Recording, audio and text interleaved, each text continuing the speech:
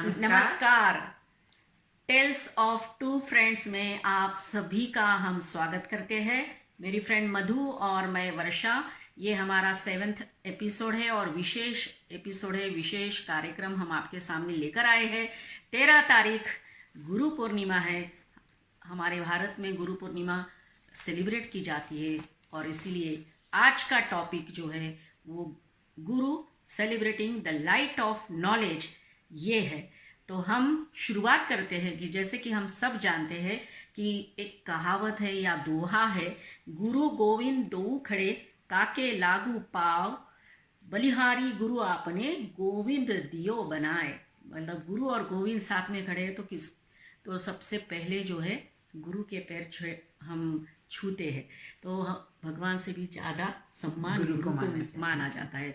तो इस बारे में जो भी संवाद आपके साथ करेंगे, तो शुरुआत करते हैं मधु मैडम आपसे। तो मैम आज हम पहले देखेंगे कि कहाँ कहाँ सेलिब्रेशन होता है, कौन कौन सेलिब्रेट करता है रादर, और इसको किस दिन सेलिब्रेट करते हैं और क्यों सेलिब्रेट करते हैं। यस।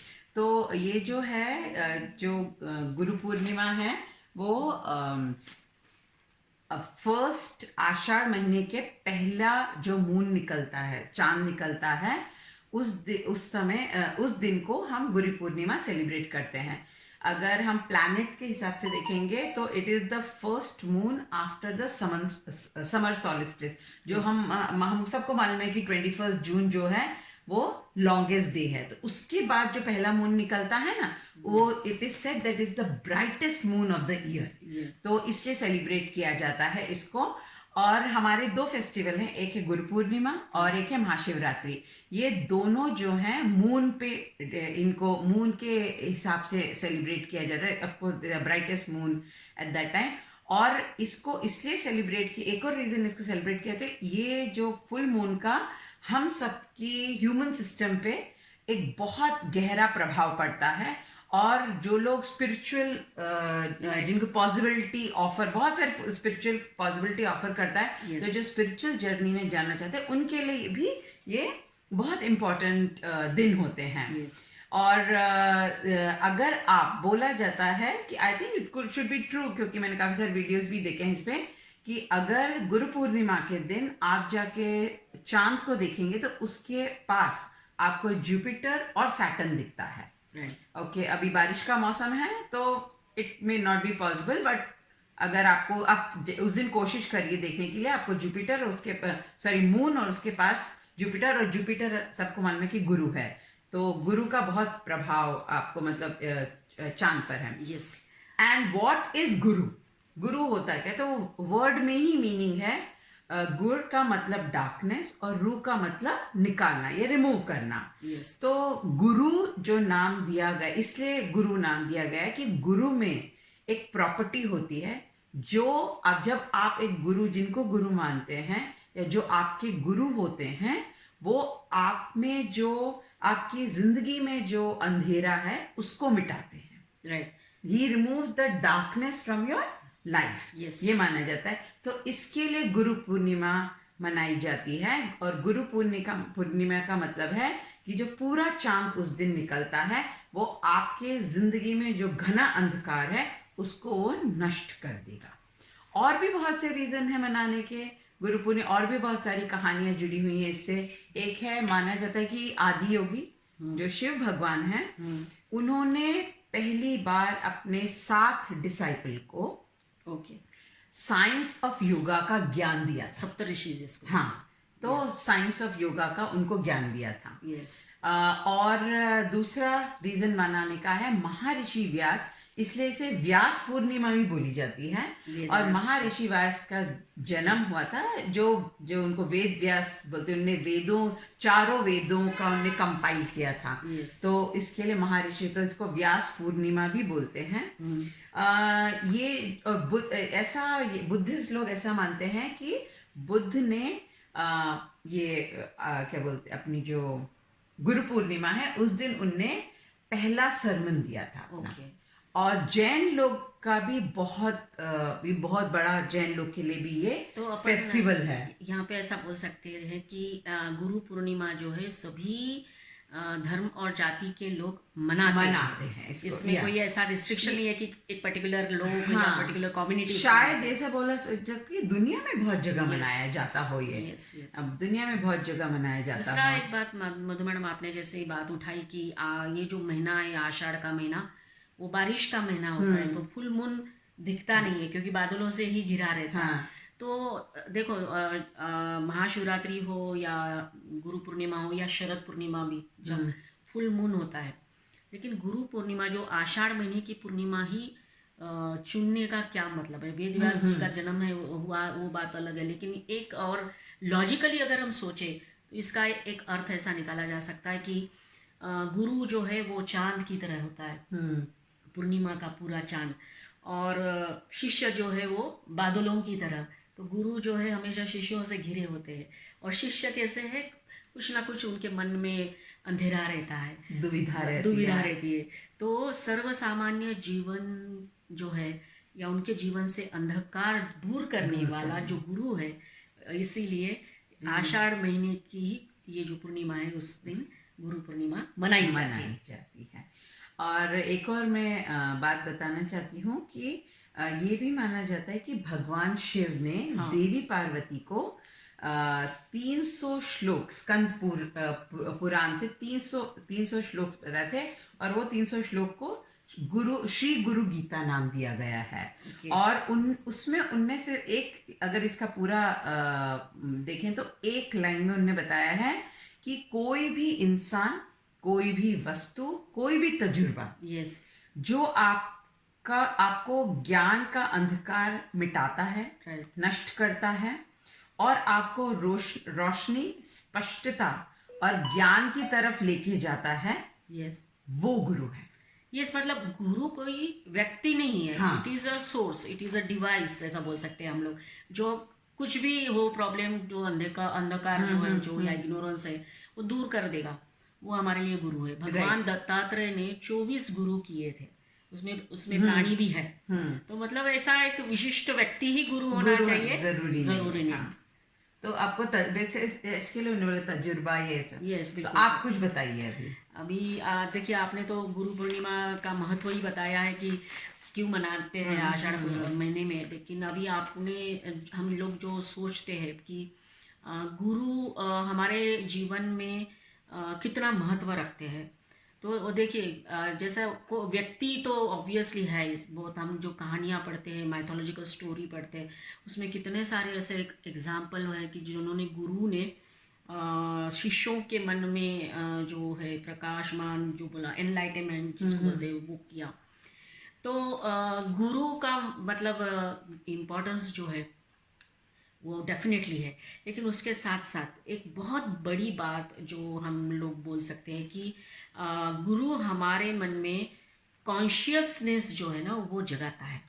लर्निंग का पॉसिबल होती है जब हम कॉन्शियसनेस हमारे मन में हो। नहीं तो अगर हम पृथ्वी की उत्पत्ति देखें और इवोल्यूशन देखें तो सभी प्राणी मात्र और हम भी इवोल्यूशन पीरियड से गुजरे हैं, प्रोग्रेस हुई है।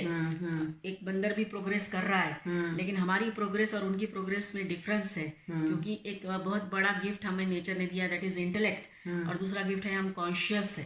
तो कॉन्शियस होके जब कोई बात सीखते हैं तो वो लर्निंग होती है, नॉलेज गेन करते हैं। तो जो भी चीज हो या जो भी व्यक्ति हमारे कॉन्शियसनेस को टच करेगा ना, वही गुरु हो सकता है। आप बताइए अभी आगे। मैं बताऊंगी थोड़ा सा भी इम्पोर्टेंस के बारे में। गुरु का इम्पोर्टेंस बिल्कुल सही है। हम आज के बारे में बताएंगे, या गुरु कैसे आपकी जिंदगी में गुरु का क्या इम्पोर्टेंस है।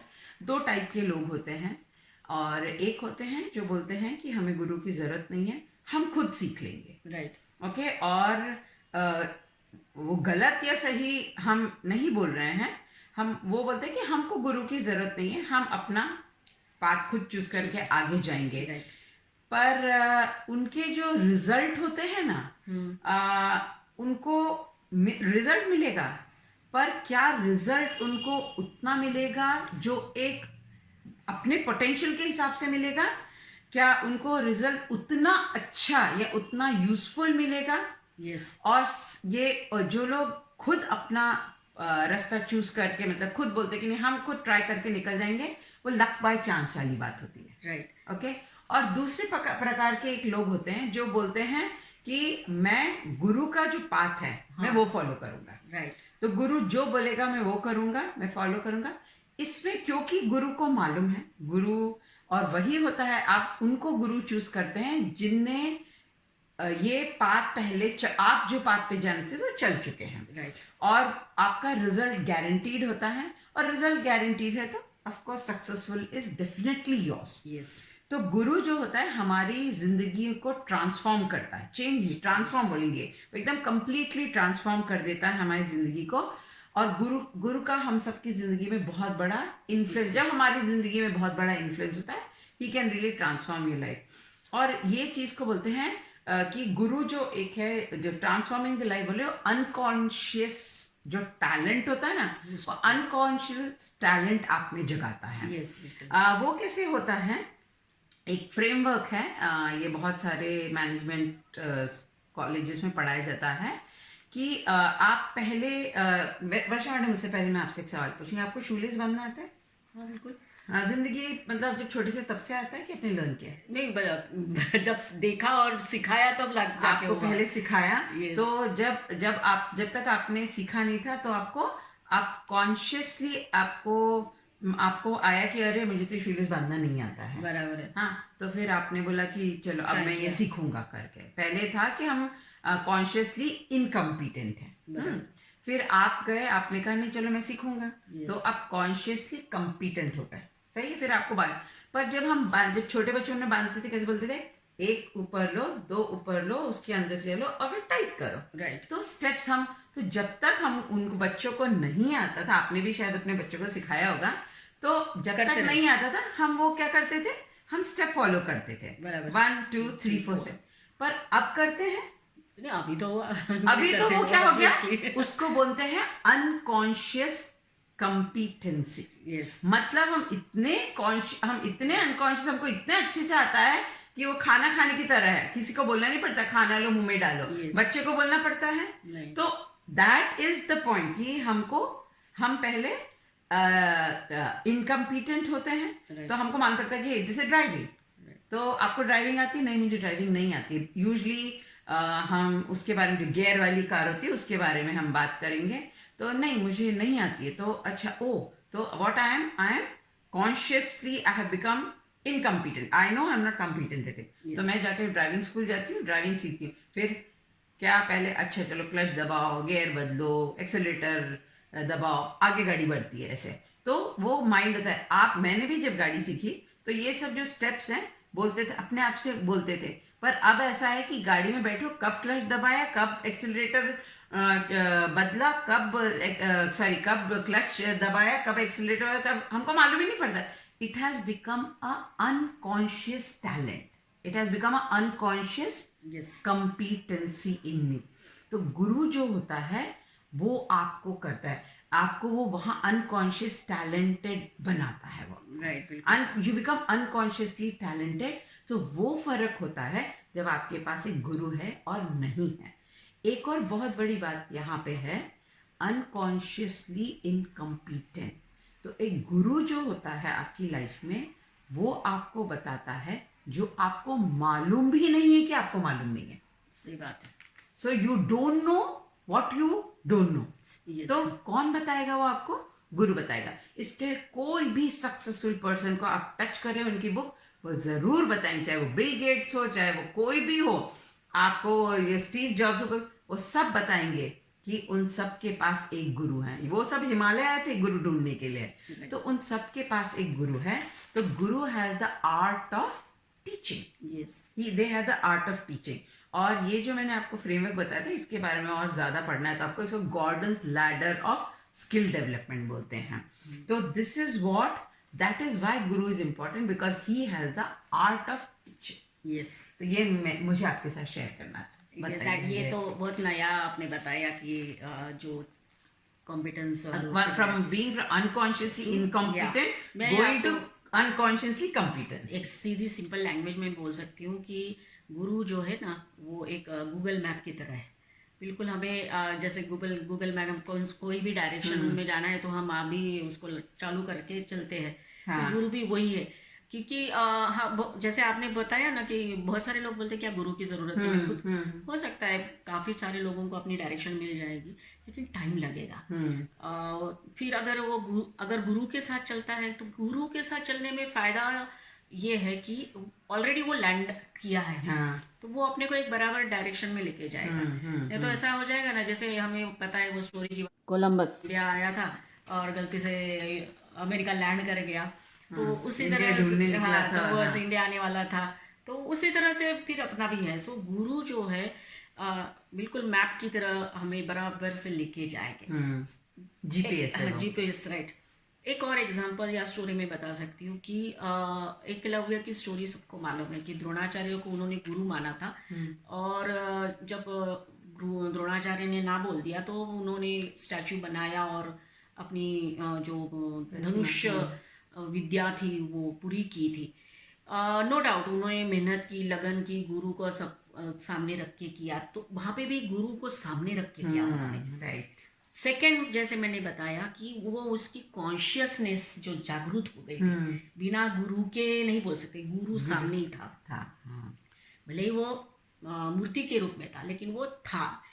तो वो कॉन्शियसनेस जब तक नहीं होगा ना, तब तक वो देवान घेवान जिसको बोलते हैं ना, गिव एंड टेक कर, वो वाला प्रोसेस नहीं हो सकता। गुरु आपको देगा, वो आपको लेना भी है। So that is equally important. दूसरा जो बात मैं बताना चाहती हूँ कि कोई भी जो है हमारे लिए वो एक सोर्स है।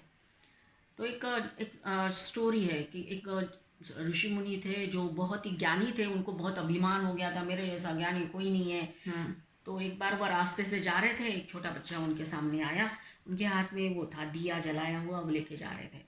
तो वो जो महात्मा थे उनको बहुत गुस्सा आया कि ये मेरे रास्ते में खड़ा हो गया ये छोटा बच्चा। तो वो बोले, तेरे को समझ में नहीं आता है, मैं जा रहा हूँ तो क्यों खड़ा है, मैं इतना बड़ा गुरु हूँ। तो वो बच्चा भी बच्चा है। उसने बोला, अच्छा आप इतने महाज्ञानी हो तो मुझे आप बताओ। उसने क्या किया, वो जो दिया था उसको फूंक मार दी, वो दिया बुझ गया। तो बोले, अभी ये कहाँ गई, जो जल रही थी वो कहाँ गई बताओ आप। तो अब उसके लिए तो कोई जवाब नहीं था। तो उन्होंने बोला कि मेरा सारा अभिमान वहीं पे उतर गया और मैंने वो लड़के को मेरा गुरु माना कि भाई तुमने मेरी आंखें खोली, मेरा अभिमान तोड़ने के लिए तुमने मुझे रास्ता बताया। तो कोई भी हो सकता है, बस जरूरत है उसको देखने की, कॉन्शियसनेस जगाने की। तो ये हो गया गुरु का मीनिंग, या गुरु हमको किस तरह से डायरेक्शन दे सकते हैं। राइट। आप अभी और क्या बोलना चाहेंगे? मैं बताऊंगी कि आजकल गुरु मिलना इतना आसान नहीं है। बिल्कुल सही। क्योंकि बहुत हैं, पर सही गुरु कैसे हमें मिले ये हमें जानने की बहुत ज़रूरत है। तो एक बात है, जब हमको गुरु मिल जाते हैं, हम जिनको भी गुरु मानते हैं, हमको जब गुरु मिल जाते हैं उस पे हमें 100% ट्रस्ट होना चाहिए, हमें विश्वास होना चाहिए। और वो जो रास्ता दिखाए हम में उतनी एबिलिटी होनी चाहिए, उनमें इतना विश्वास होना चाहिए कि हम वो रास्ता फॉलो कर सके। और फिर डेफिनेटली सक्सेस हमारी होगी अगर आपने सही गुरु अपने लिए चुना है। और तो गुरु तो अनेक हैं। अभी सही गुरु कैसे होगा, आपको वो डिपेंड करता है कि आपका रास्ता क्या है, आपकी मंजिल क्या है। तो आपको आपका रास्ता क्या है, आपकी मंजिल क्या है, और आपको क्या चाहिए, और आप अंदर से कैसे हैं। ये 3 चीजें होती है जिसपे आप चूज करेंगे अपना गुरु। और आपका गुरु आपको वैसा गुरु चुनना चाहिए आप जिस रास्ते पे जाना चाहते हैं, आपके गुरु ने वो रास्ता चला हो। उसने जरूर अपने, मतलब बोलते हैं ना, he must have burned himself.